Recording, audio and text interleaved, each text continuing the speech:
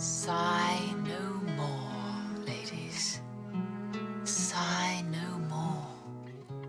Men were deceivers ever. 1 foot in sea and 1 on shore. To one thing, constant never. Then sigh not so, but let them go, and be you blithe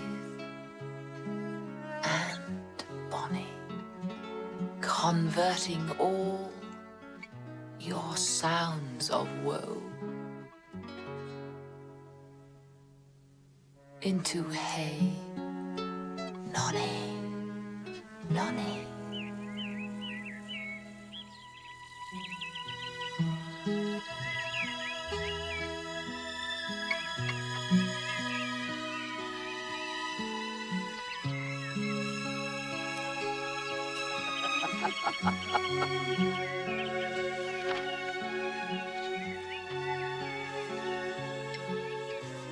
Sing no more ditties. More. Sing no more of dumps so dull and heavy. The fraud of men was ever so. Since summer first was leafy.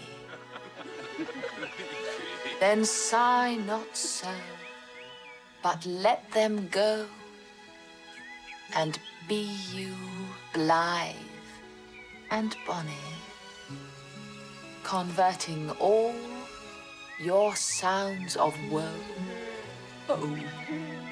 into hey, nonny, nonny!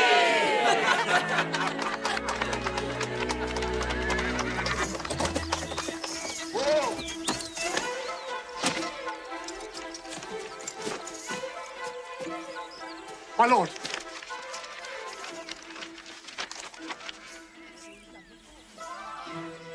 I learn in this letter that Don Pedro of Aragon comes this night to Messina. He is very near by this. He was not 3 leagues off when I left him. How many gentlemen have you lost in this action? But few of any sort and none of name. I find here that Don Pedro hath bestowed much honor on a young Florentine called Claudio. He hath borne himself beyond the promise of his age, doing in the figure of a lamb the feats of a lion. Is Signor Mountanto returned from the wars or no? I know none of that name, lady. My cousin means Signor Benedict of Padua. Oh, he's returned, and as pleasant as ever he was. I pray you, how many hath he killed and eaten in these wars? But how many hath he killed? For indeed I promised to eat all of his killing. He had done good service, and a good soldier too, lady. And a good soldier to a lady. But what is he to a lord? A lord to a lord. A man to a man, stuffed with all honourable virtues. It is so indeed. He is no less than a stuffed man. You must not, sir, mistake my niece. There is a kind of merry war betwixt Signor Benedict and her. They never meet, but there's a skirmish of wit between them. Who is his companion now? He hath every month a new sworn brother. He is most in the company of the right noble Claudio. Oh, Lord. He will hang upon him like a disease. He is sooner caught than the pestilence, and the taker runs presently mad. Oh, God help the noble Claudio. If he have caught the Benedick, it will cost him £1,000 he be cured. I will keep friends with you, lady. Do, good friend. You will never run mad, niece. No, not till a hot January.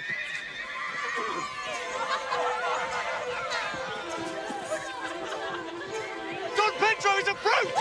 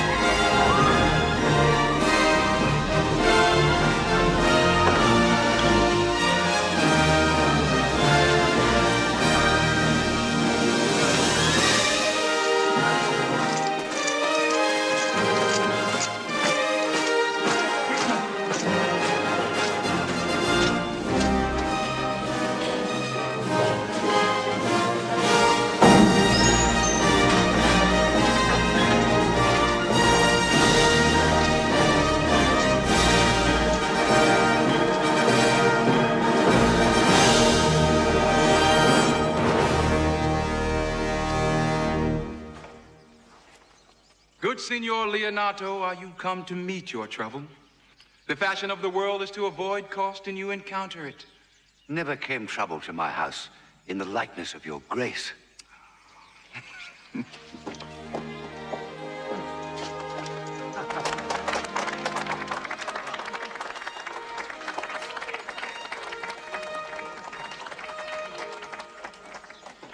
My lord. I think this is your daughter. Her mother hath many times told me so. Were you in doubt, sir, that you asked her? Signor Benedict, no. If Signor Leonato be her father, she would not have his head on her shoulders for all Messina, as like him as she is. I wonder that you will still be talking, Signor Benedict. Nobody marks you. What, my dear Lady Disdain? Are you yet living? Is it possible Disdain should die while she hath such meat food to feed it as Signor Benedict? Courtesy itself must convert to disdain if you come in her presence. Then is courtesy a turncoat. But it is certain I am loved of all ladies, only you excepted, and I would I could find in my heart that I had not a hard heart, for truly I love none. A dear happiness to women. They would else have been troubled with a pernicious suitor. I thank God and my cold blood I am of your humor for that. I had rather hear my dog bark at a crow than a man swear he loves me. God keep your ladyship still in that mind, so some gentleman or other shall scape a predestinate scratched face. Scratching could not make it worse, and for such a face as yours were. Well, you are a rare parrot teacher. A bird of my tongue is better than a beast of yours. I would my horse had the speed of your tongue. But keep your way, in God's name, I have done. You always end with a jade's trick. I know you of old. Signor Claudio, Signor Benedict, my dear friend Leonato hath invited you all. I tell him we shall stay here at the least a month.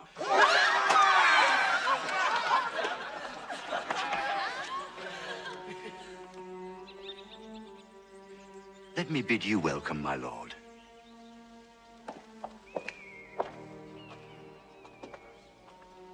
Being reconciled to the prince, your brother, I owe you all duty. I thank you. I am not of many words, but I thank you.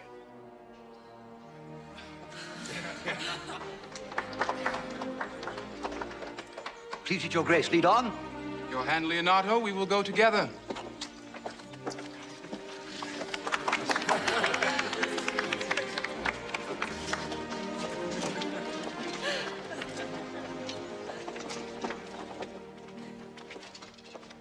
Benedict, didst thou note the daughter of Signor Leonato? I noted her not, but I looked on her. Is she not a modest young lady? Do you question me as an honest man should do for my simple true judgment, or would you have me speak after my customers, being a professed tyrant to their sex? No. I pray thee, speak in sober judgment. Why, if faith methinks she's too low for a high praise, too brown for a fair praise, and too little for a great praise, only this commendation I can afford her, that were she other than she is, she were unhandsome, and being no other but as she is, I do not like her. Thou thinkest time in sport. I pray thee, tell me truly how thou likest her. Or would you buy her, that you inquire after her? Can the world buy such a jewel? Yea, and a case to put it into. But speak you this with a sad brow?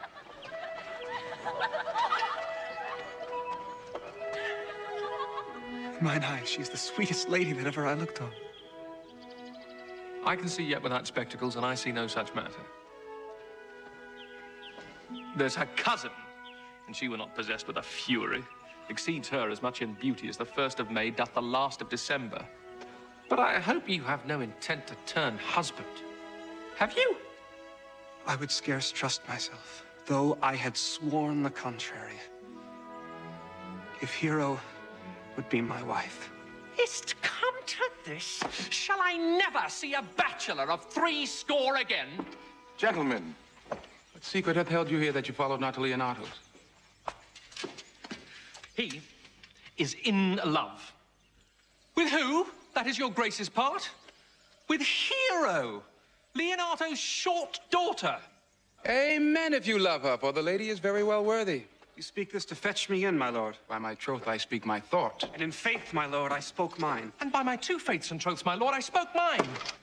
That I love her, I feel. That she is worthy, I know. That I neither feel how she should be loved, nor know how she should be worthy, is the opinion that fire cannot melt out of me. I will die in it at the stake. Thou wast ever an obstinate heretic in the despite of beauty. That a woman conceived me, I thank her.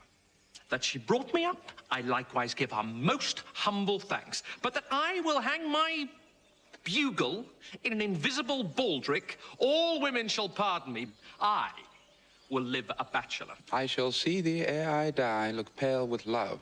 With anger, with sickness, or with hunger, my lord, not with love. Well, as time shall try. In time, the savage bull doth bear the yoke. The savage bull may, but if ever the sensible Benedict bear it, pluck off the bull's horns and set them in my forehead. And let me be vilely painted, and in such great letters as they write, here is good horse to hire. Let them signify under my sign, here you may see Benedict the married man. Benedict, repair to Leonato's.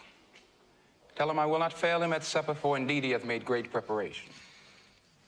Examine your conscience, and so I leave you. Hath Leonato any son, my lord?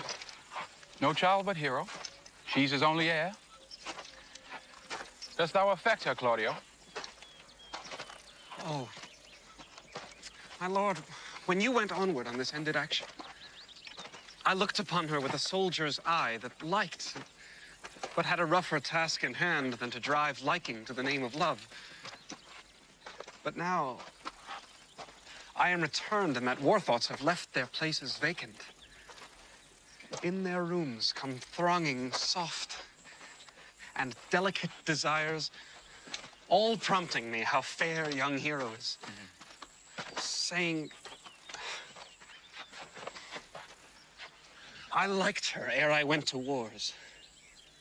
Thou wilt be like a lover presently and tire the hero with a book of words.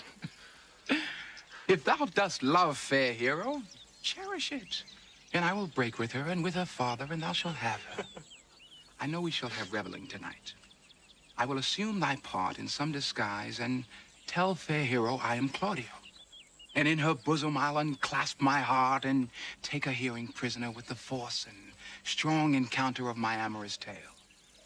Then, after to her father will I break, and the conclusion is, she shall be thine. In practice, let us put it presently.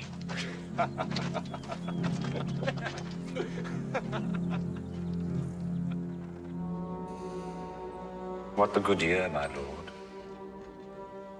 Why are you thus out of measure sad? There is no measure in the occasion that breeds. Therefore, the sadness is without limit.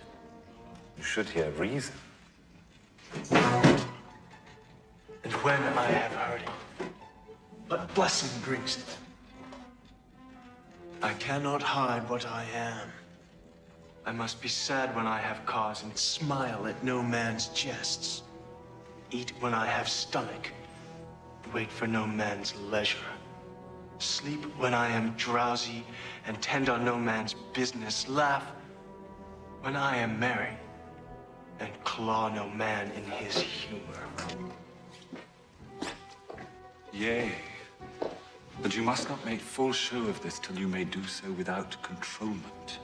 You have of late stood out against your brother, and he hath ta'en you newly into his grace. But it is impossible you should take true root, but by the fair weather that you make yourself. I had rather be a canker in a hedge than a rose in his grace. In this, though I cannot be said to be a flattering, honest man, it must not be denied, but I am a plain-dealing villain. If I had my mouth, I would bite. If I had my liberty, I would do my liking. In the meantime, let me be that I am, and seek not to alter me. Baraccio, what news?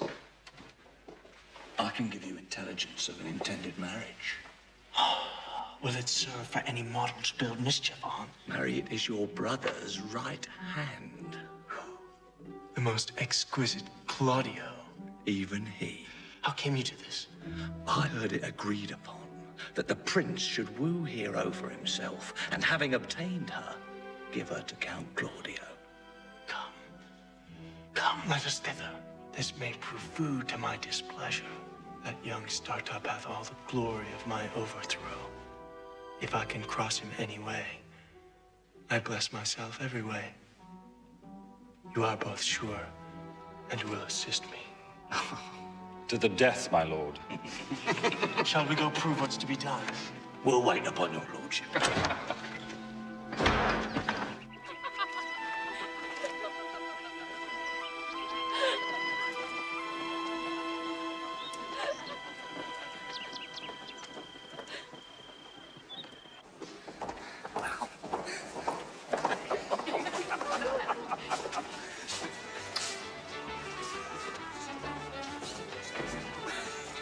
Was not Count John here at supper? I saw him not.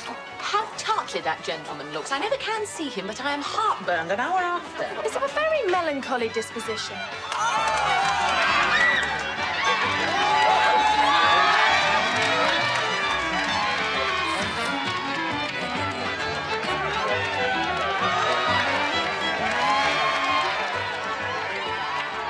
He were an excellent man that were made just in the midway between him and Benedick.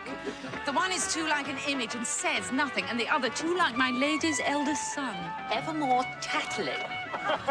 Then half Signor Benedick's tongue in Count John's mouth, and half Count John's melancholy in Signor Benedick's face. With a good leg. And a good foot, Uncle. And money enough in his purse. Such a man would win any woman in the world. If he could get her goodwill. Oh, by my troth, niece, thou wilt never get thee a husband if thou be so shrewd of thy tongue. Oh. Lord, I could not endure a husband with a beard on his face. I'd rather lie in the woolen. You may light on a husband that hath no beard. What should I do with him? Dress him in my apparel and make him my waiting gentlewoman? He that hath a beard is more than a youth, and he that hath no beard is less than a man. And he that is more than a youth is not for me, and he that is less than a man, I am not for him. In faith, she's too cursed. Well, then go you into hell? No, but to the gate. And there will the devil meet me like an old cuckold with horns on his head and say, "Get you to heaven, Beatrice. Get you to heaven. Here's no place for you maids.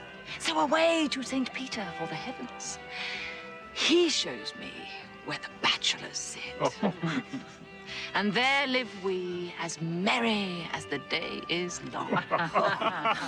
Well, niece, I hope you will be ruled by your father. Yes, faith, it is my cousin's duty to make a curtsy and say, "Father, as it please you." But yet for all that, cousin, let him be a handsome fellow. Or else make another curtsy and say, "Father, as it please me." Ah. Daughter, remember what I told you. If the prince do solicit you in that kind, you know your answer.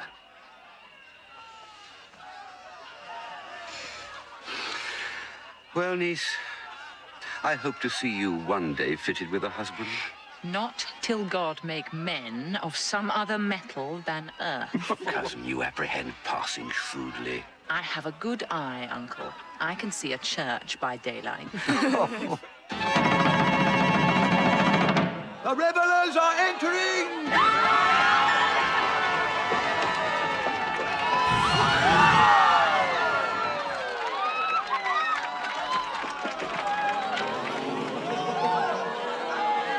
Lady, will you walk about with your friend?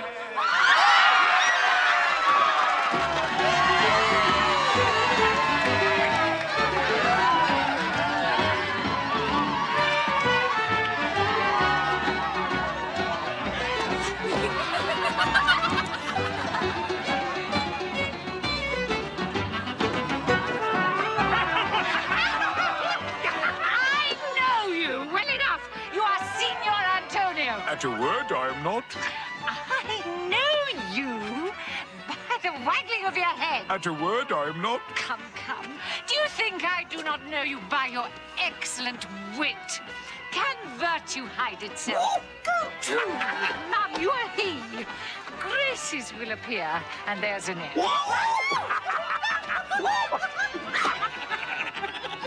Well, I would you did like me. Well, so would not I, for I have many ill qualities. Oh, which is one. I say my prayers aloud.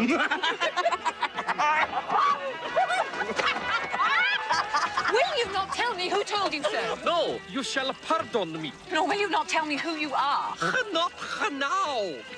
That I was disdainful, and that I had my good wit out of the 100 merry tales. Well, this was Signor Benedict that said so. What's he? I am sure you know him well enough. Not I. Believe me. Did he never make you laugh?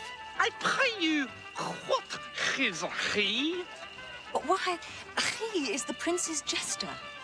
A very dull fool. His only gift is in devising impossible slanders. None but libertines delight in him, for he both pleases men and angers them, and then they laugh at him and beat him. I am sure he is in the fleet. I would he had boarded me. When I know the gentleman, I'll tell him what he say. Do. Do. We must follow the leaders. In every good thingy.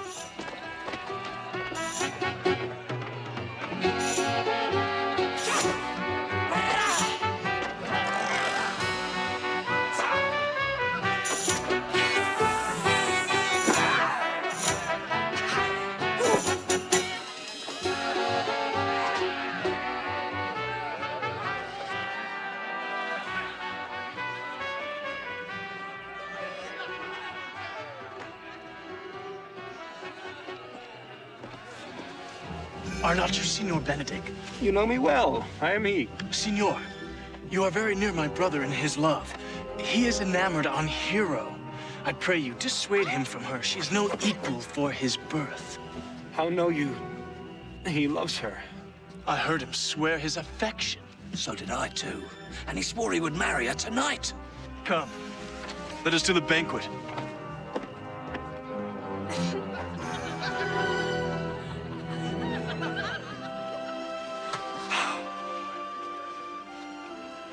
Thus answer I in name of Benedict. But hear these ill news with the ears of Claudio. 'Tis certain so. The prince woos for himself. Friendship is constant in all other things, save in the office and affairs of love. This is an accident of hourly proof, which I mistrusted not. Farewell, therefore, hero. Count Claudio! Yea, the same. Come, will you go with me? Whither?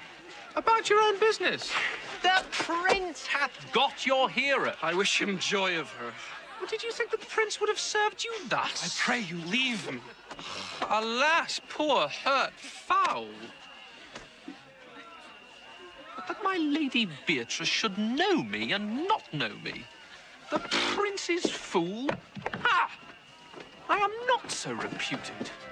It is the base, the bitter disposition of Beatrice that puts the world into her person and so gives me out.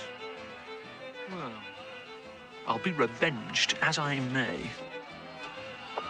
Now, Signor, where's the Count? Troth, my lord, I find him here as melancholy as a lodge in a warren. I told him, and I think I told him true, that your grace had got the goodwill of this young lady. The Lady Beatrice hath a quarrel to you. The gentleman that danced with her told her she is much wronged by you. Oh, she misused me past the endurance of a block. She told me, not thinking I had been myself, that I was the prince's jester. That I was duller than a great Thor, huddling jest upon jest with such impossible conveyance upon me that I stood like a man at a mark, with a whole army shooting at me. She speaks poniards, and every word stabs. If her breath were as terrible as her terminations, there were no living near her. She would infect to the North Star. So indeed all disquiet, horror, and perturbation follows her. Look, here she comes. Will your grace command me any service to the world's end? I will go on the slightest errand now to the Antipodes that you can devise to send me on. I will fetch you a hair off the great Cham's beard, do you any embassage to the pygmies, rather than hold 3 words conference with this harpy. You have no employment for me? None but to desire your good company. Oh, God, sir, here's a dish I love not. I cannot endure my lady tongue. Ah! Come, lady, come. You have lost the heart of Senor Benedict. Indeed, my lord. He lent it me a while, and I gave him use for it. A double heart for his single one. Marry, once before he won it of me with false dice. Therefore, your grace may well say I have lost it. You have put him down, lady. You have put him down. So I would not he should do me, my lord, lest I should prove the mother of fools. I have brought Count Claudio, whom you sent me to seek. Why, how now, Count? Wherefore art thou sad? Not sad, my lord. How then, sick?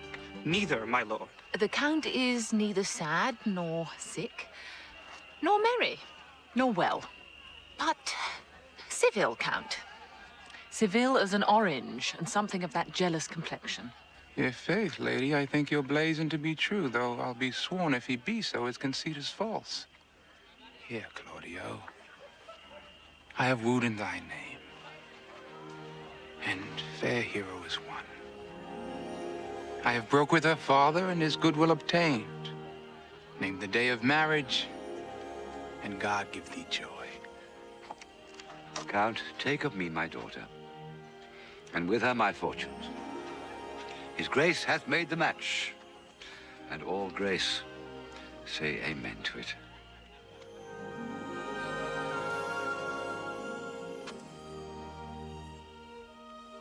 Speak, Count.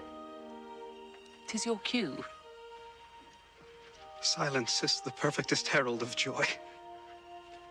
I were but little happy if I could say how much. Lady, as you are mine, I am yours. Speak, cousin. Or if you cannot, stop his mouth with a kiss, and let not him speak neither.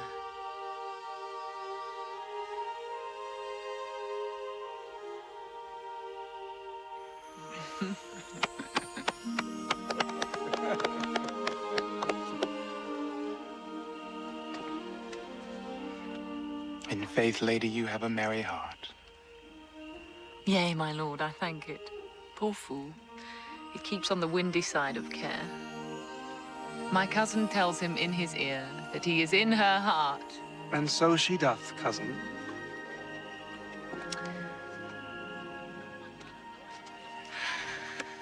Good Lord, for alliance. Thus goes everyone to the world but I, and I am sunburned. I may sit in a corner and cry hey-ho for a husband. Lady Beatrice, I will get you one. I had rather have one of your father's getting. Hath your grace ne'er a brother like you? Your father got excellent husbands, if a maid could come by them. Will you have me, lady? No, my lord. Unless I might have another for working days.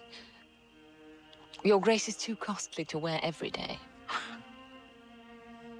But I beseech your grace, pardon me. I was born to speak all mirth and no matter.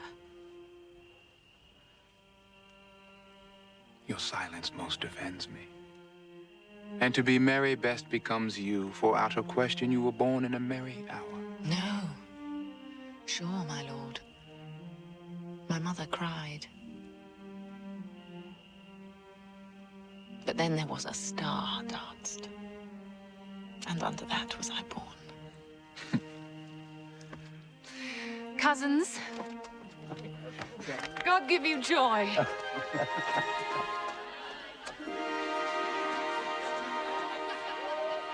By my troth, a pleasant-spirited lady. There's little of the melancholy element in her, my lord. She's never sad but when she sleeps. And not ever then, for I've heard my daughter say she hath often dreamt of unhappiness and waked herself with laughing. She cannot endure to hear tell of a husband. Oh, by no means. She were an excellent wife for Benedict. No. If they were but a week married, they would talk themselves mad. County Claudio, when mean you to go to church? Tomorrow, my lord. Not till Monday, my dear son, which is hence a just 7 night, and a time too brief, too, to have all things answer my mind. I warrant thee, Claudio, the time shall not go dully by us. I will, in the interim, undertake one of Hercules' labors, which is to bring Signor Benedict and the Lady Beatrice into a mountain of affection, the one with the other. I would fain have it a match, and I doubt not but to fashion it if you will but minister such assistance as I shall give you direction. My lord, I am for you, though it cost me 10 nights' watchings. And I, my lord. And you too, gentle hero. I will do any modest office, my lord, to help my cousin to a good husband. If we can do this, Cupid is no longer an archer. His glory shall be ours. For we are the only love gods. Go with me. I will tell you my drift.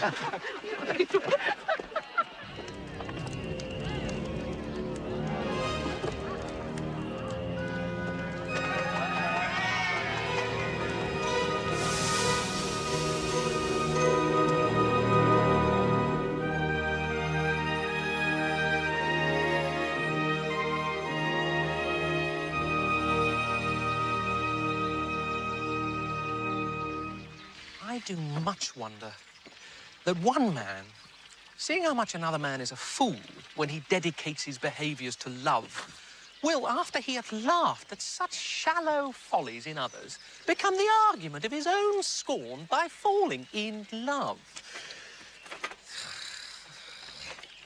And such a man is Claudio. I have known when there was no music with him but the drum and the fife. And now would he rather hear the tabor and the pipe? I've known when he would have walked 10 mile afoot to see a good armour. Now will he lie 10 nights awake, carving the fashion of a new doublet. He was wont to speak plain and to the purpose, like an honest man and a soldier. And now is he turned orthography. His words are a very fantastical banquet. Just so many strange dishes. Well, may I be so converted and see with these eyes? I cannot tell. I think not. I will not be sworn, but love may transform me to an oyster. But I'll take my oath on it till he has made an oyster of me. He shall never make me such a fool. One woman is fair, yet I am well. Another is wise, yet I am well. Another virtuous, yet I am well. But till all graces be in one woman shall not come in my grace. Rich she shall be, that's certain. Wise, or I'll none. Virtuous, or I'll never cheapen her. Fair, or I'll never look on her. Mild, or come not near me. Of good discourse, an excellent musician. And her hair shall be... of what colour it please God? Ha, the Prince and Monsieur Love. I will hide me.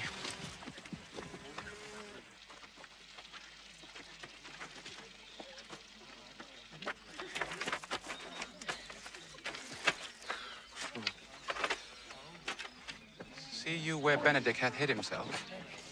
Very well, my lord.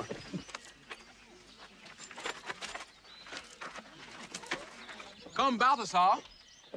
We'll hear that song again.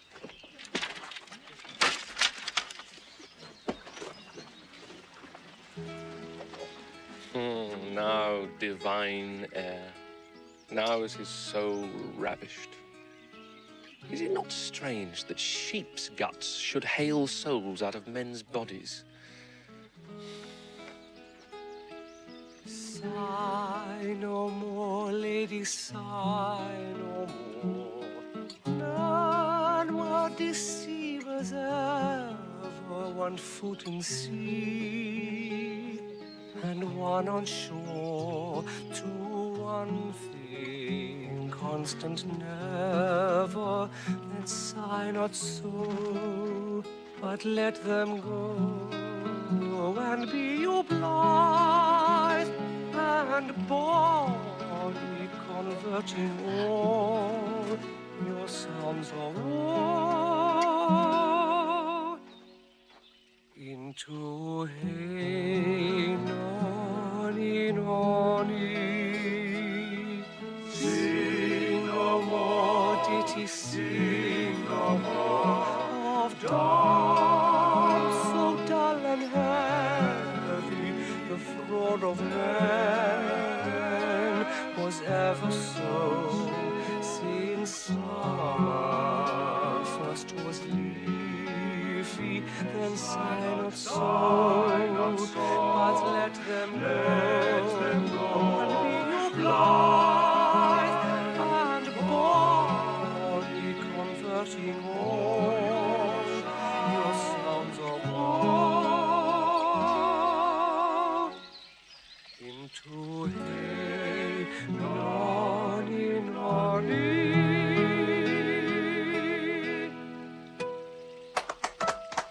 By my troth, a good song. And an ill singer, my lord. No, no, faith, thou singest well enough. And he had been a dog that should have howled thus, they'd have hanged him.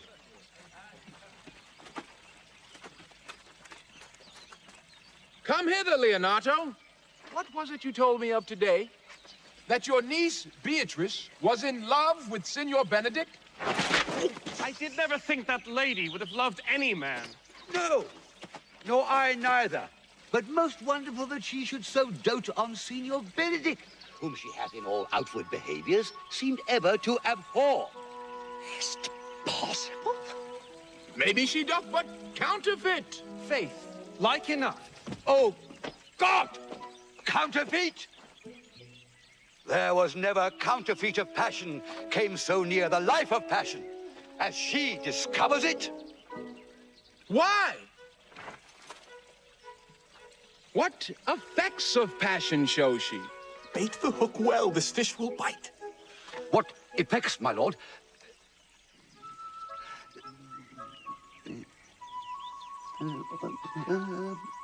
You heard my daughter tell you how? She did indeed. How, I pray you?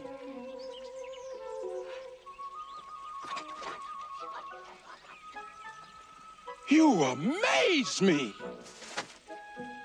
I should think there's a trick, but that the grey-bearded fellow speaks it. Has she made her affection known to Benedict? No, and swears she never will. That's her torment.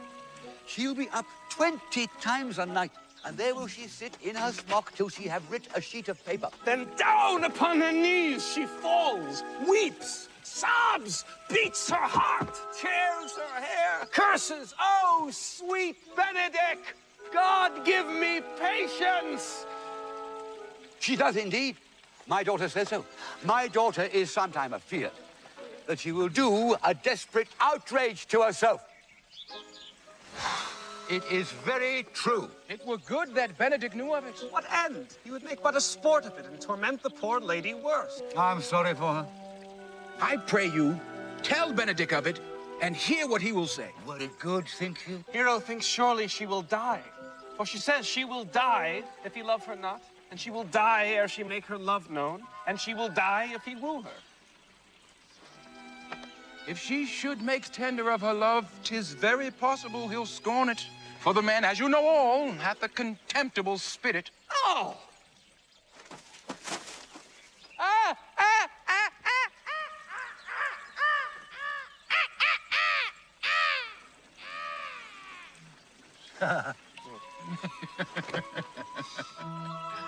I love Benedict well, and I could wish he would modestly examine himself to see how much he is unworthy so good a lady.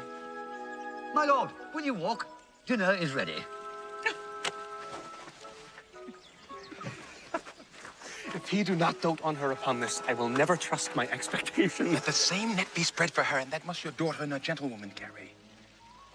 Let us send Beatrice to call him in to dinner.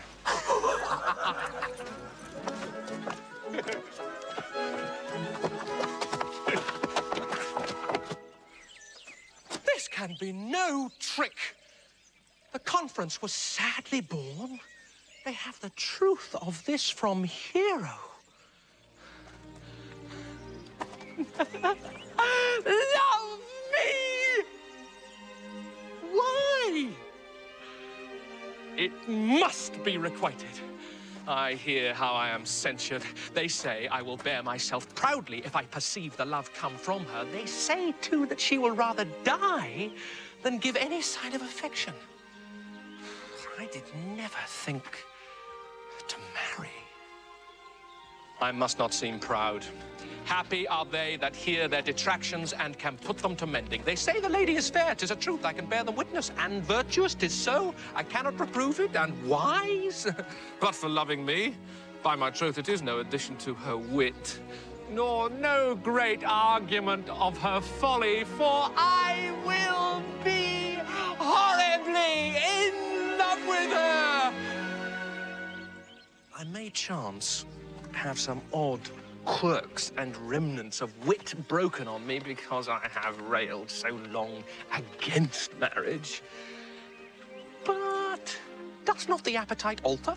A man loves the meat in his youth that he cannot endure in his age. Shall these quips and sentences and paper bullets of the brain awe a man from the career of his humour? No! The world must be peopled.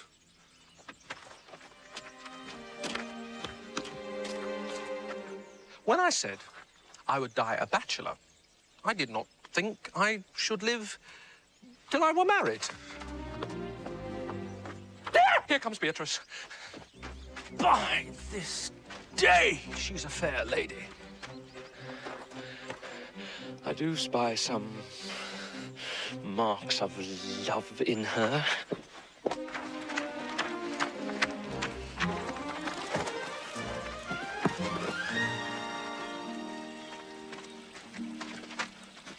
Against my will, I am sent to bid you come in to dinner. There, Beatrice. I thank you for your pains.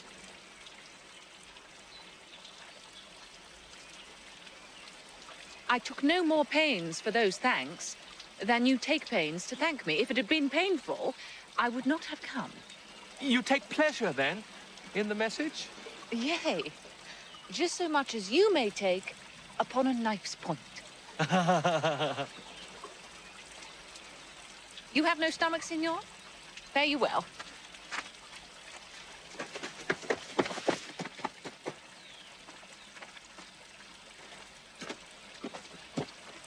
Ha!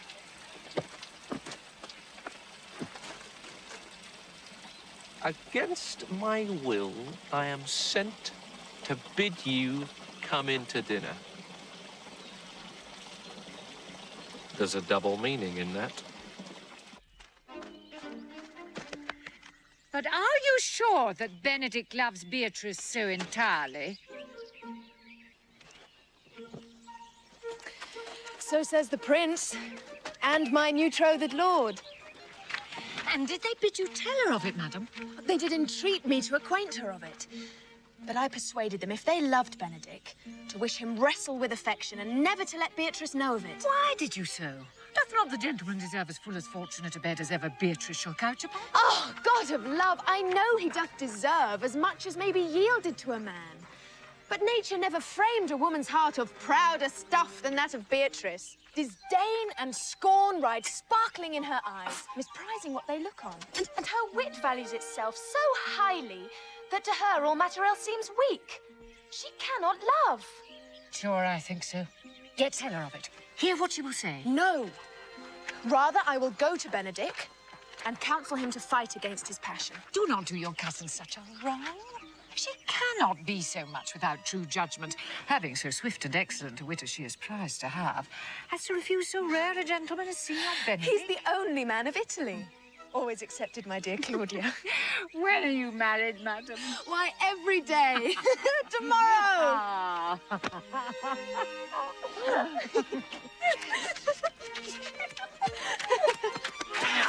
She's limed, I warrant you. We have caught her, madam. If it proves so, then loving goes by haps. Some Cupid kills with arrows, some with traps.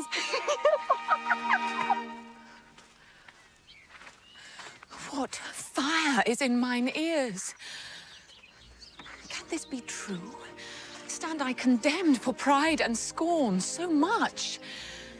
Contempt, farewell. And maiden pride, adieu. No glory lives behind the back of such. And Benedick, love on. I will requite thee, taming my wild heart to thy loving hand. If thou dost love, my kindness shall incite thee to bind our loves up in a holy band. For others say thou dost deserve, and I believe it better than reportingly.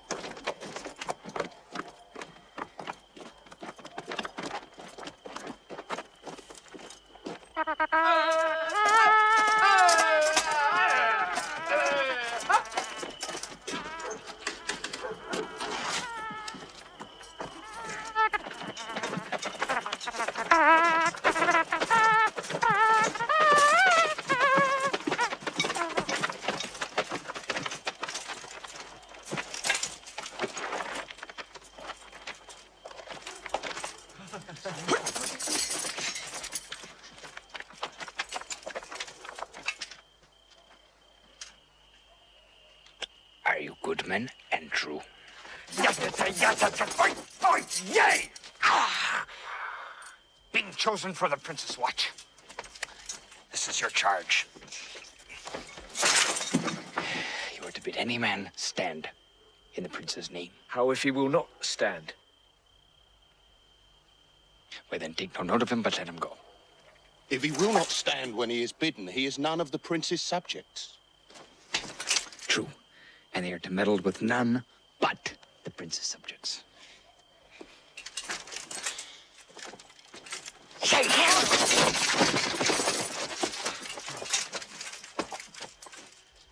You should also make no noise in the streets. We will rather sleep than talk. You speak like an ancient and a most quiet watchman. For I cannot see how sleeping should offend. If you meet a thief, you may suspect him by virtue of your office to be no true man. And for such kind of men, the less you meddle or make with them, why, the more is for your honesty. You have been always called a merciful man, partner.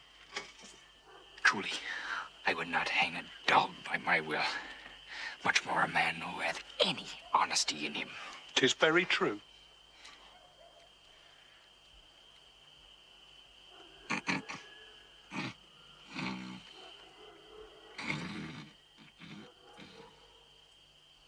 Well, master! Good night. And if there be any matter of weight chances, call up me. Come, neighbor. We hear our charge. Let us sit here upon the bench till 2, and then all to bed. One word more on us, neighbors. I pray you watch about Signor Leonato's door. For the wedding being there tomorrow, there's a great coil tonight. Adieu. Be vigilant. Have a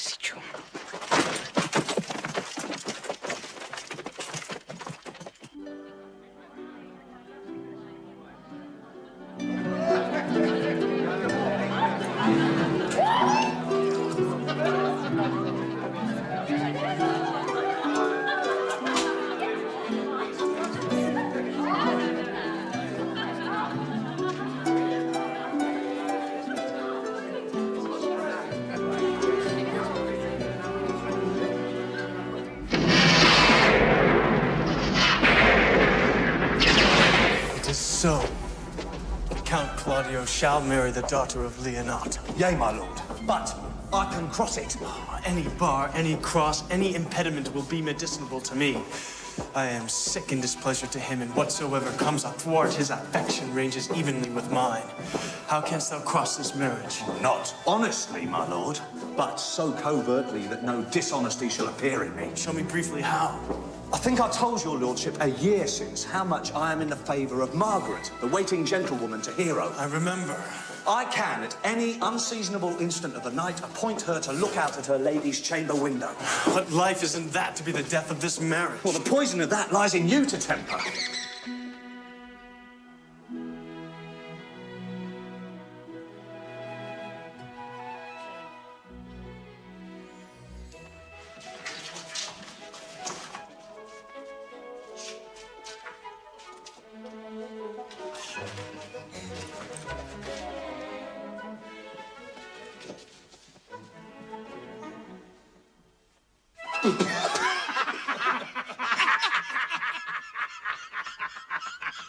Gallants, I am not as I have been. So say I. Methinks you are sadder. I hope he be in love. Lord Senior, walk aside with me. I have studied 8 or 9 wise words to speak to you, which these hobby horses must not hear.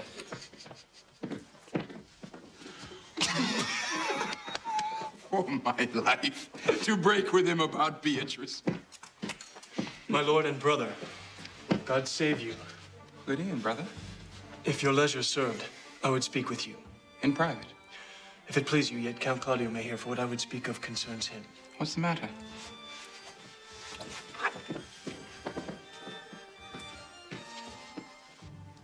You may think I love you not.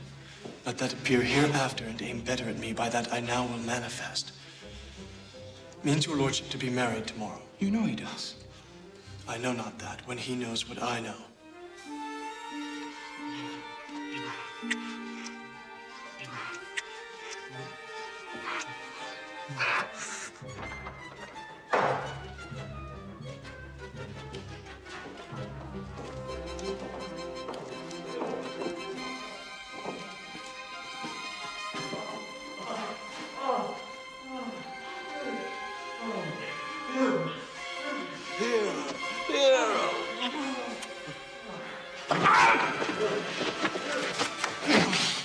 The lady is disloyal. If you love her now, tomorrow wed her, but it would better fit your honor to change your mind.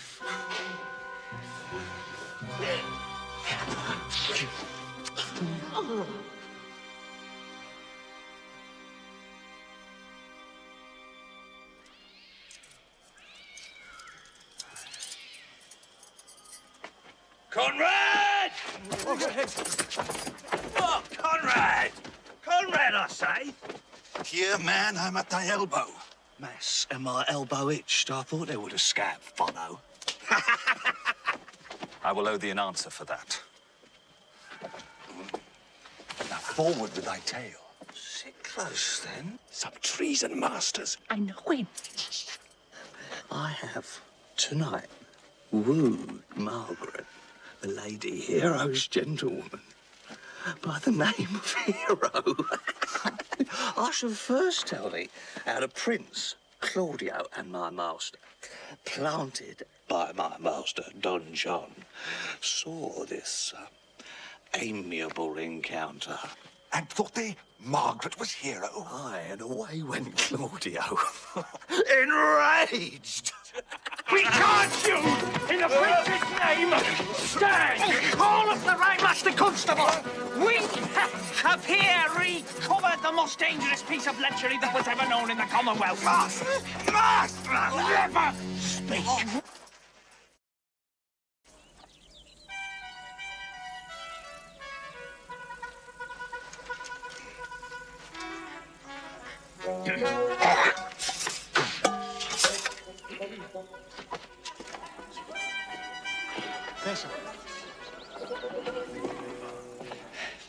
What would you with me, honest neighbours?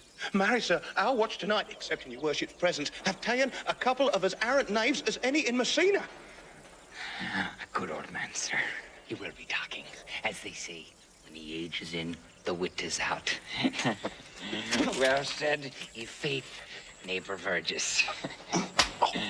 Well, God's a good man, and two men ride of a horse, one must ride behind. Ah, all men are not alike, alas, good neighbor. Indeed, neighbor, he comes too short of you. Well, gifts that God gives. Neighbors, you are tedious. It pleases your worship to say so. But we are the poor Duke's officers. But truly, for mine own part, if I were as tedious as a king, I could find in my heart to bestow it all on your worship. All thy tediousness on me? Ah. I would fain know what you have to say. Our what, sir, have indeed comprehended two auspicious persons, and we would this morning have them examined before your worship. Take their examination yourself and bring it me. I am now in great haste, as it may appear unto you. Drink some wine ere you go. We are not to examinations, then. Meet me at the jail.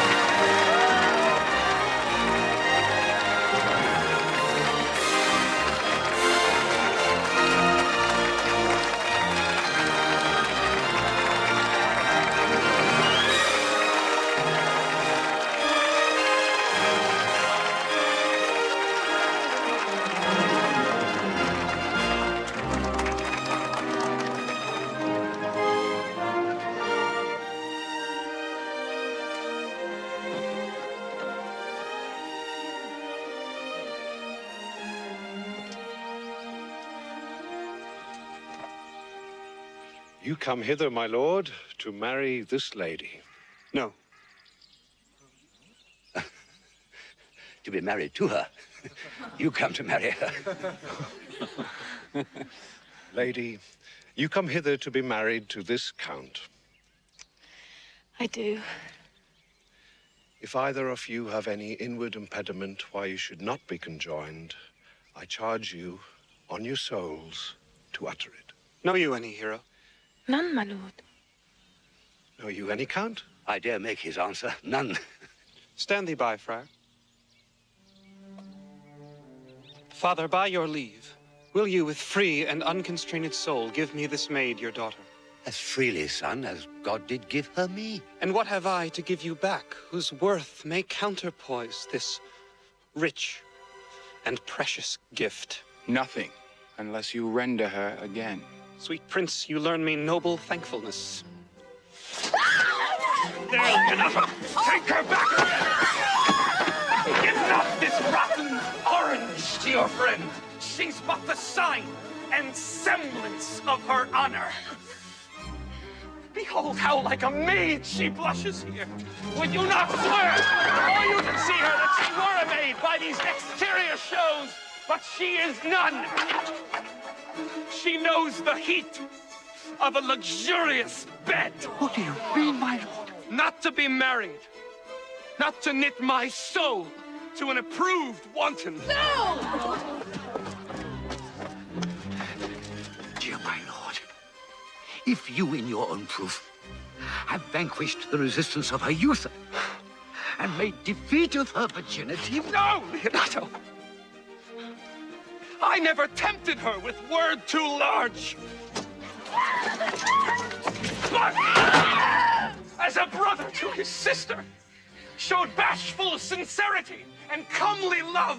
And seemed I ever otherwise to you? You seem to me as Diane in her orb, but you are more intemperate in your blood than Venus. Or those pampered animals that rage in savage sensuality. Is my lord well that he doth speak so wide? Sweet prince, why speak not you? What should I speak? I stand dishonored that I've gone about to link my dear friend to a common stead. No! What man was he talked with you yesternight? Out at your window betwixt 12 and 1. I talked with no man at that hour, my lord! Why, then you are no maiden. Leonato, I'm sorry you must hear. Upon mine honor, myself, my brother, and this grieved count did see her, hear her, at that hour last night, talk with a ruffian at her chamber window, who hath indeed, most like a liberal villain, confessed the vile encounters they have had 1,000 times in secret. Come, let us go. These things come thus to light, smother her spirits up. Cousin, why forsake you down?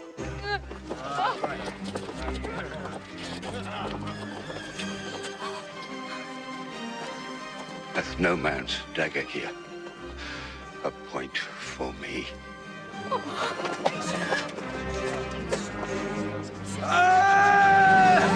Do not live, hero! Do not open thine eyes!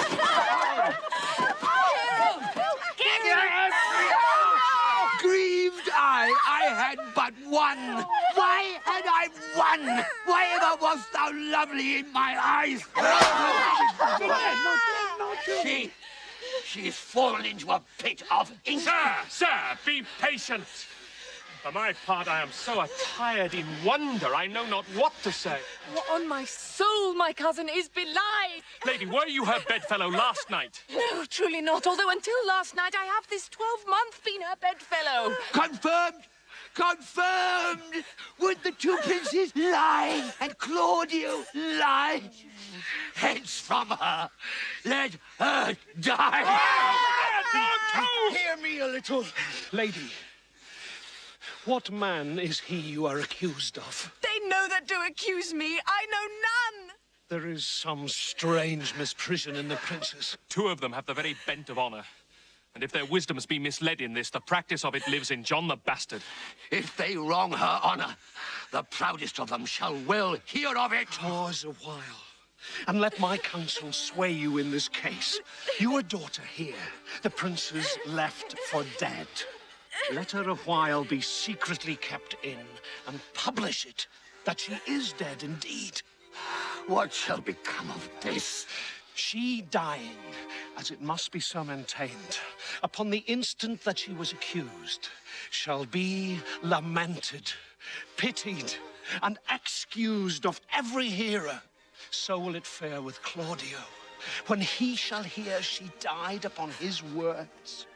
The idea of her life shall sweetly creep into his study of imagination, and every lovely organ of her life shall come apparelled in more precious habit than when she lived indeed. Then shall he mourn, and wish he had not so accused her. Signor Leonato, let the friar advise you. Being that I flow in grief, the smallest twine may lead me. 'Tis well consented. Presently away. Come, lady. Die to live. This wedding day perhaps is but prolonged. Have patience and endure.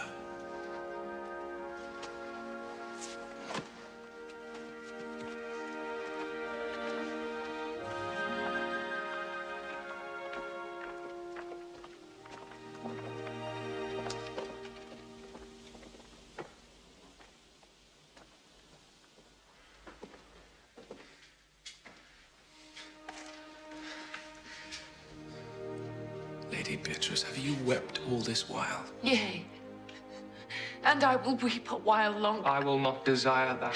You have no reason. I do it freely. Surely I do believe your fair cousin is wronged. How much might the man deserve of me that would right her? Is there any way to show such friendship? A very even way, but no such friend. May a man do it? It is a man's office, but not yours. I do love nothing in the world so well as you. is not that strange. As strange as the thing I know not. It were as possible for me to say I love nothing so well as you. But believe me not. And yet I lie not. I confess nothing, nor I deny nothing. I am sorry for my cousin. Oh, my sword, Beatrice, thou lovest me. Do not swear and eat it. I will swear by it that you love me, and I will make him eat it that says I love not you. Why then, God forgive me. What offense, sweet Beatrice. You have stayed me in a happy hour. I was about to protest I loved you. And do it with all thy heart. I love you with so much of my heart that none is left to protest.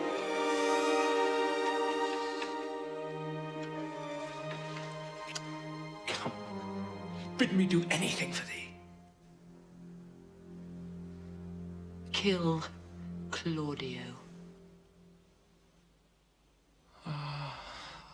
Not for the wide world. You kill me to deny it. Fare you well. Harry, sweet Beatrice. I am gone, though I am here. There is no love in you. Nay, I pray you, let me go. Beatrice. You take, I will go. We'll be friends first. Dare easier be friends with me than fight with mine enemies. Is Claudio thine enemy? Is it not approved in the height of villain that hath slandered, scorned, dishonored my kinswoman? Oh, that I were a man! What? I'll bear her in hand until they come to take hands, and then with public accusation, uncovered slander, naked rancor! Oh, God, that I were a man! I would eat his heart in the marketplace! Hear me, Beatrice. Talk with a man out of the winter. A proper saying. Nay, but Beatrice! Sweet hero! She is wronged. She is slandered. She is undone. Beatrice! He is now as valiant as Hercules that only tells a lie and swears it.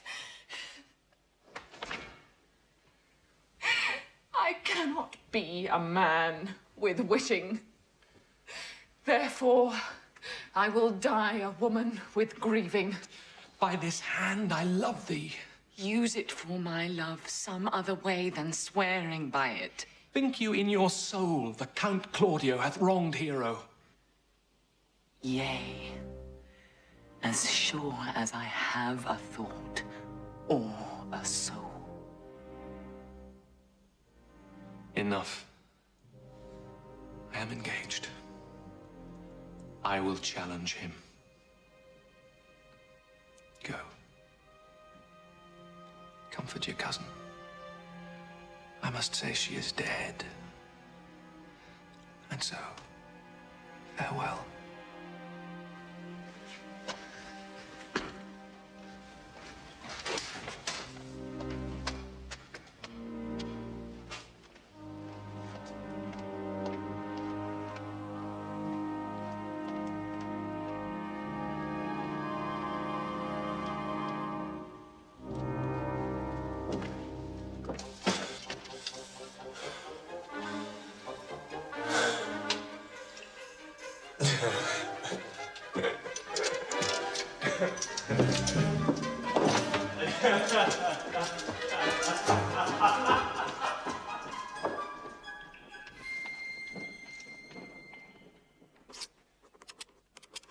Is our whole dissembly appeared?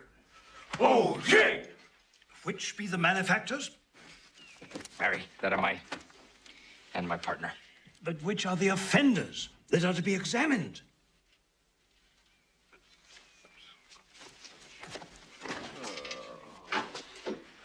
What is your name, friend? Borachio. Write down Borachio. You're Sirrah? I am a gentleman, sir. Ooh! And my name is Conrad. Write down Master Gentleman Conrad. Masters, it is proved already that you are little better than false knaves. How answer you for yourselves? Marry, sir, we say we are none. Oh. You. Sir, I say to you, we are none. Have you writ down they are none? Master Constable, you go not the way to examine. You must call forth the watch. That are their accusers. Let the watch come forth. Masters, I charge you in the prince's name. Accuse these men. This man said, sir, that Don John, the prince's brother, was a villain. Write down Prince John a villain. Master Constable. Pray thee, fellow, peace. I do not like thy look, I promise thee. What heard you him say else? Marry, that he had received 1,000 ducats of Don John for accusing the Lady Hero wrongfully. Flat burglary as ever was committed. Yea, by mass, that it is. What else? And the Count Claudio de mean, upon his words, to disgrace Hero before the whole assembly and not marry her. I will be condemned into everlasting redemption for this. What else? This is all. Prince John is, this morning, secretly stolen away. Hero was in this manner accused, in this very manner refused, and upon the grief of this, suddenly died. Master Constable, let these men be bound and brought to Leonato's. Come, let them be opinioned. Let them be! In the hands of coxcomb! God's mighty life. Where's the sexton? Let him write down the prince's officer. Coxcomb! Come bind them, thou naughty varlet. Wait, you are an ass! You are an ass!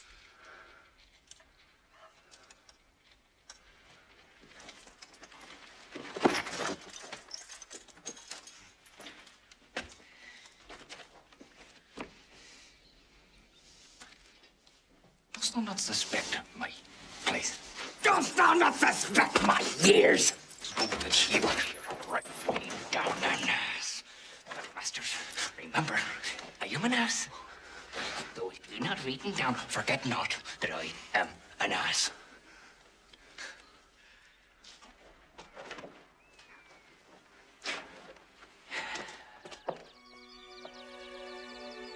If you go on thus, you will kill yourself. Bring me a father that so loved his child, whose joy of her is overwhelmed like mine, and bid him speak of patience. But there is no such man. For brother men can counsel and speak comfort to that grief which they themselves not feel, but tasting it, their counsel turns to passion. But I pray thee peace. I will be flesh and blood. For there was never yet philosopher that could endure the toothache patiently. Yet bend not all the harm upon yourself. Make those that do offend you suffer too. There thou speaks reason. Nay, I will do so. My soul doth tell me Hero is belied. That shall Claudio know. So shall the prince, and all of them that thus dishonor her. Here comes the prince and Claudio, hastily. Good Ian, good Ian. Good day to both of you. Hear you, my lord. We have some haste. Some haste, my lord. Well, fare you well, my lord. Are you so hasty now? Well, all is one. Nay, do not quarrel with us, good old man. If he could right himself of quarreling, some of us would lie low. Who wrongs him? Marry, thou dost wrong me, thou dissembler, thou. Nay, never lay thy hand upon thy sword, I fear thee not.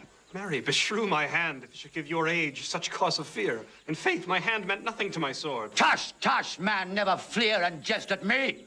I speak not like a dotard nor a fool. I say thou hast belied mine innocent child. You say not right, old man. My lord, I'll prove it on his body if he dare. Wait, I will not have to do with you. Canst thou so death me? Thou hast killed my child. If thou killst me, boy, thou shalt kill a man. He shall kill two of us.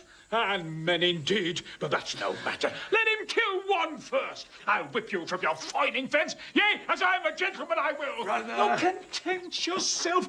God knows I love my niece, and she's dead. Slandered to death by villains, scambling, outfacing fashion-mongering boys that lie and conk and flout, deprave and slander. Brother and 'tis Anthony. no matter. Do not you meddle. Let me deal in this. Gentlemen, both, we will not wake your patience. My heart is sorry for your daughter's death, but on my honor, she was charged with nothing but what was true and very full of proof. My lord, my lord. I will not hear you. No. Come, brother, away. I will be heard. And shall. Or some of us will smart for it.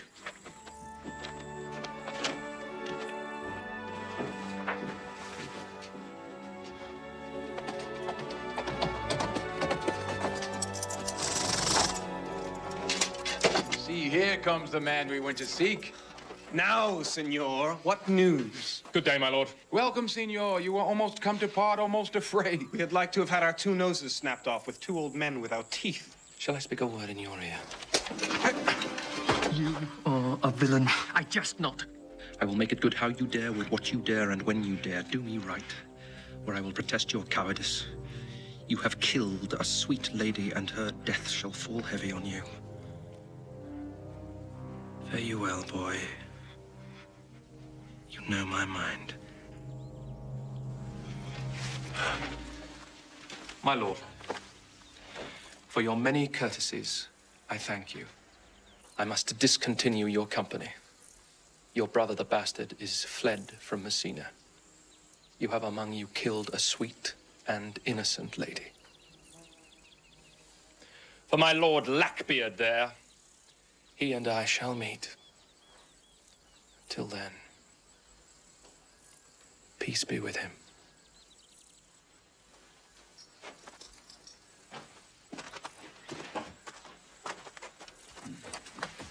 He is in earnest. In most profound earnest. And hath challenged thee. Most sincerely.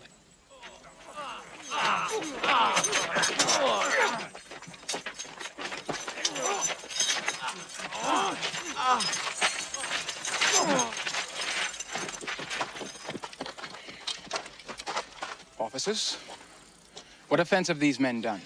Very, sir. They have committed false report. Moreover, they have spoken untruths. Secondarily, they are slanders. Sixth and lastly, they belied a lady. Thirdly, they have verified unjust things. And to conclude, they are lying knaves. Who have you offended, masters, that you are thus bound to your answer? This learned constable is too cunning to be understood. I have deceived even your very eyes. What your wisdoms could not discover, these shallow fools have brought to light, who, in the night, overheard me confessing to this man how Don John, your brother, incensed me to slander the Lady Hero. How you saw me court Margaret. How you disgraced Hero when you should marry her. The lady is dead upon mine and my master's false accusation. Sweet Hero. Come, bring away the plaintiffs. By this time, our sexton hath reformed Signor Leonato of the matter. And masters, do not forget to specify when time and place shall serve that I am an ass. Here, here. Comes Master Signor Leonato and the sexton too.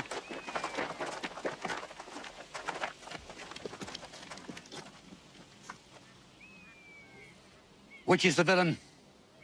Let me see his eyes. If you would know your wronger, look on me. Art thou the slave that with thy tongue hast killed mine innocent child? Yea, even I alone. No, not so, villain. Thou beliest thyself. Here stand a pair of honorable men. A third is fled that had a hand in it. I thank you, Princess, for my daughter's death. Record it with your high and worthy deeds. 'Twas bravely done, if you bethink you of it. I know not how to pray your patience. Yet I must speak. Choose your revenge yourself. Impose me to what penance your invention can lay upon my sin. Yet sinned I not, but in mistaking. By my soul, nor I. I cannot bid you bid my daughter live. That were impossible. But I pray you both, possess the people in Messina hear how innocent she died. And if your love can labor aught in sad invention, hang her an epitaph upon her tomb, and sing it to her bones. Sing it tonight. Tomorrow morning come you to my house. And since you could not be my son-in-law, be yet my nephew. My brother hath a daughter, almost the copy of my child that's dead, and she alone is heir to both of us. Give her the right you should have given her cousin, and so dies my revenge. O noble sir, your overkindness doth wring tears from me. I do embrace your offer, and dispose for henceforth of poor Claudia. Tomorrow, then, I will expect your coming. Tonight I take my leave.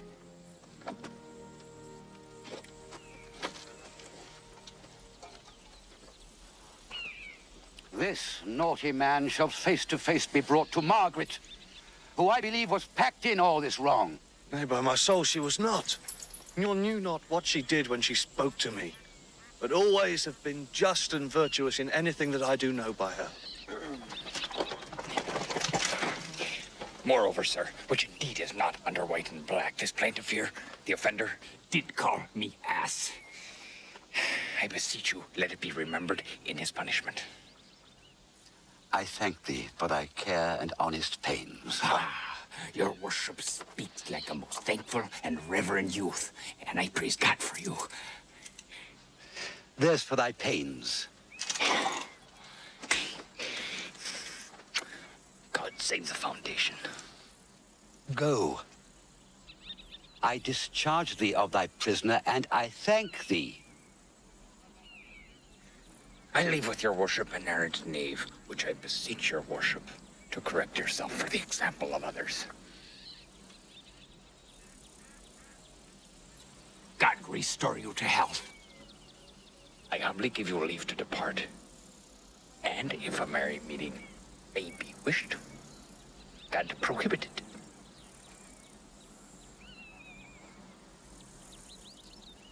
Come, neighbor.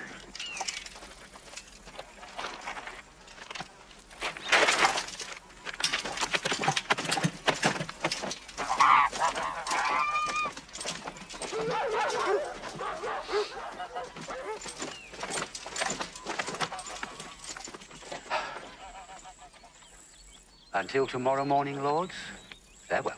Farewell, my lords. We look for you tomorrow. We will not fail. Tonight, I'll mourn with Hero.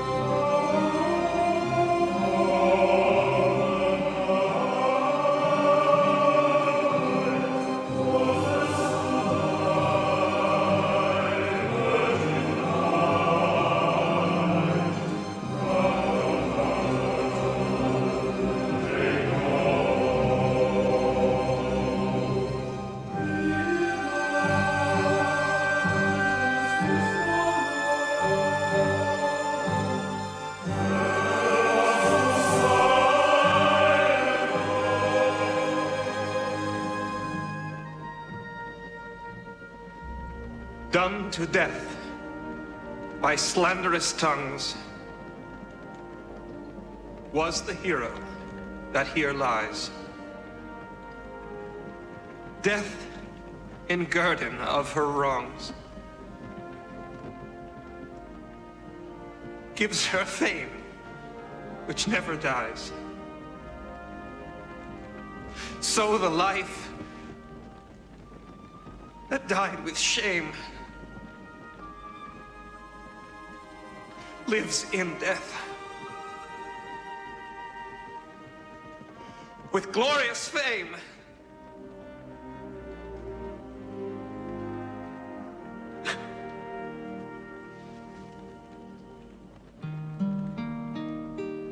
Pardon, goddess of the night,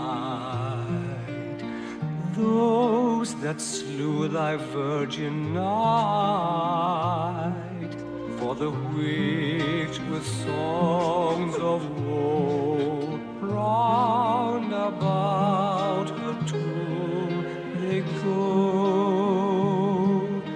Midnight, assist our moan, help us to sigh and groan, heavily, heavily, heavily.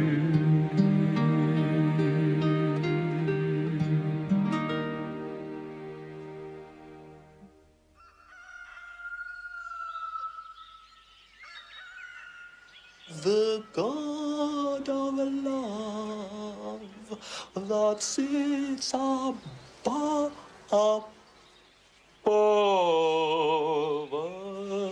knows me and knows me, how pitiful I deserve. I mean, in singing, but in loving. Leander, the good swimmer, Troilus, the first employer of pandas, and a whole book full of these quondam carpet mongers whose names yet run smoothly in the even road of a blank verse. Why, they were never so truly turned over and over as my poor self in love. Mary, I cannot show it in rhyme. I have tried. I can find out no rhyme to lady, but baby. An innocent rhyme for scorn. Horn, a hard rhyme. For school, fool, a babbling rhyme. Very ominous endings. No, I was not born under a rhyming planet, nor I cannot woo in festival terms. Sweet Beatrice, wouldst thou come when I called thee? Yea, signor. And depart when you bid me. Oh, stay but till then. Then is spoken. Fare you well now. And yet, ere I go, let me go with that I came, which is with knowing what hath passed between you and Claudia. Only foul words, and thereupon I will kiss thee. Foul words is but foul wind, and foul wind is but foul breath, and foul breath is noisome. Therefore, I will depart unkissed. Thou hast frighted the word out of his right sense, so forcible is thy wit. But I must tell thee plainly, Claudio undergoes my challenge, and either I must shortly hear from him, or I will subscribe him a coward. And I pray thee now, tell me, for which of my bad parts did thou first fall in love with me? For them all together, which maintain so politic a state of evil that they will not admit any good part to intermingle with them. But for which of my good parts did you first suffer love for me? Suffer love, a good epithet. I do suffer love indeed, for I love thee against my will. In spite of your heart, I think, alas. Poor heart. If you spite it for my sake, I will spite it for yours, for I will never love that which my friend hates. Thou and I are too wise to woo peaceably. And now tell me, how doth your cousin? Very ill. And how do you? Very ill, too. Serve God. Love me. And mend. Madam! Here comes one in haste. Where's come to your uncle? Yonder's old coil at home. It is proved my lady hero hath been falsely accused. The Prince and Claudio mightily abused. And Don John is the author of all, who is fled and gone. Will you come? Presently? Will you go hear this news, Signor? I will live in thy heart, die in thy lap, and be buried in thy eyes, and moreover, I will go with thee to thy uncle's. Did I not tell you she was innocent? So are the Prince and Claudio, who accused her upon the error that you heard debated. But Margaret was in some fault for this. Well, I am glad that all things sort so well. Now, daughter, and you gentlewomen all withdraw, and when I send for you, come hither masked. The Prince and Claudio promised by this hour to visit me. You know your office, brother. You must be father to your brother's daughter and give her to young Claudio. Which I will do with confirmed countenance. Friar, I must entreat your pains, I think. To do what, Signor? To bind me or undo me, one of them. Signor Leonato, truth it is, good Signor, your niece regards me with an eye of favor. The sight whereof I think you had from me, from Claudio, and the Prince. But what's your will? Your answer, sir, is enigmatical. But for my will is your goodwill may stand with ours this day to be conjoined in the state of honorable marriage, in which, good friar, I shall desire your help. My heart is with your lackey. And my help.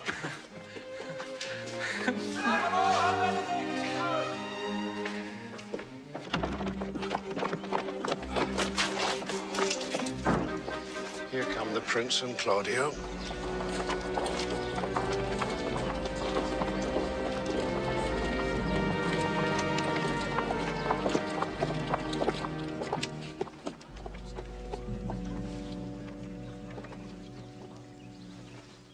Good morrow to this fair assembly.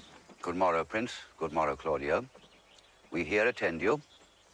Are you yet determined today to marry with my brother's daughter? Call her forth, brother. Here's the friar ready.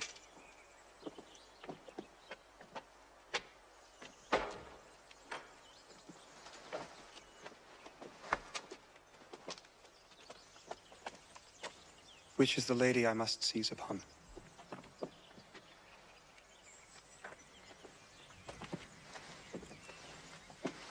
This same is she, and I do give you her.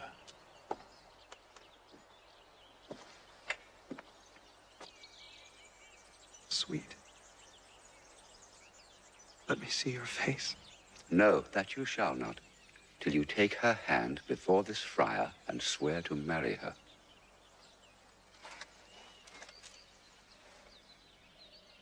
Give me your hand before this holy friar. I am your husband, if you like of me.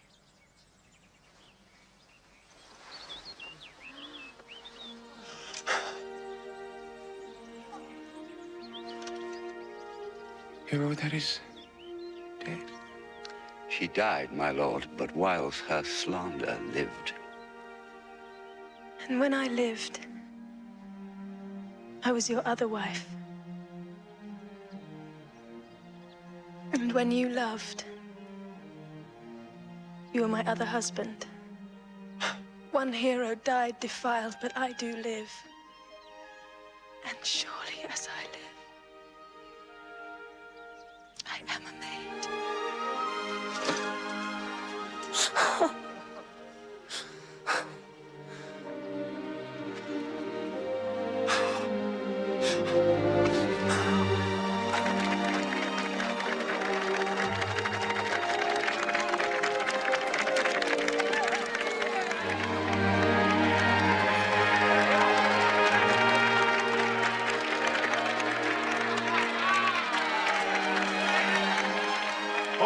what amazement can I qualify?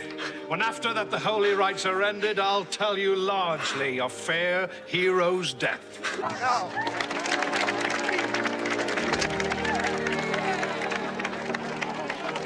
Soft and fair, Freya!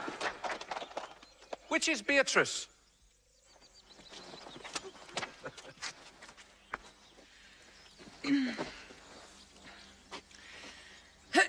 I answer to that name.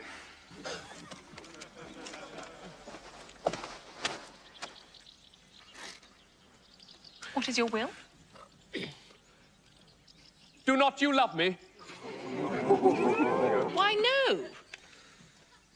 No more than reason. Why, then your uncle and the Prince and Claudio have been deceived. They swore you did. Do not you love me? Why, no more than reason. Why, then my cousin, Margaret, and Ursula are much deceived, for they did swear you did. They swore you were almost sick for me. They swore you were well nigh dead for me. 'Tis no such matter. Then you do not love me. No, truly, but in friendly recompense. Come, cousin, I'm sure you love the gentleman.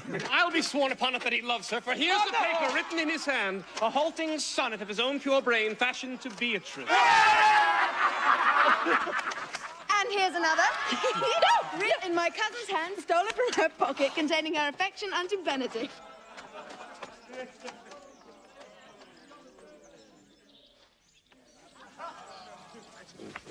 Oh, no. A miracle! Here's our own hands against our hearts. Come, I will have thee. But by this light, I take thee for pity. I would not deny you, but by this good day, I yield upon great persuasion, and partly to save your life, for I was told you were in a consumption. Peace!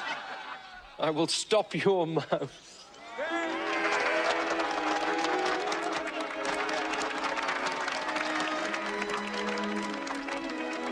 How dost thou, Benedict, the married man? I'll tell thee what, Prince. A college of wit crackers cannot flout me out of my humor. Dost thou think I care for a satire or an epigram? No. Since I do purpose to marry, I will think nothing to any purpose that the world can say against it, and therefore never flout at me for what I have said against it. For man is a giddy thing, and this is my conclusion.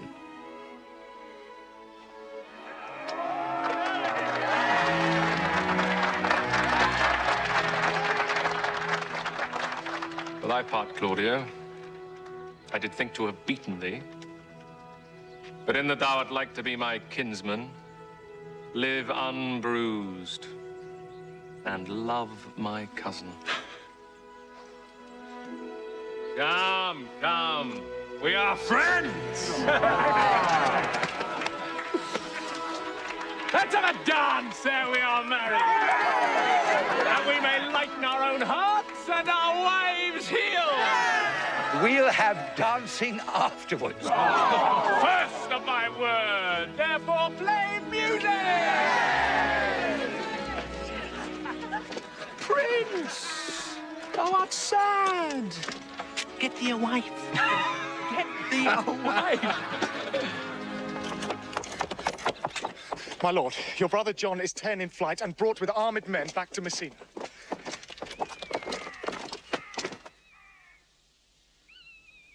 Think not on him till tomorrow.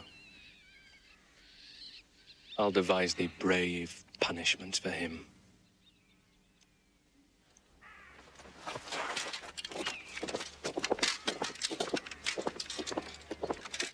Strike up, pipers! Yeah!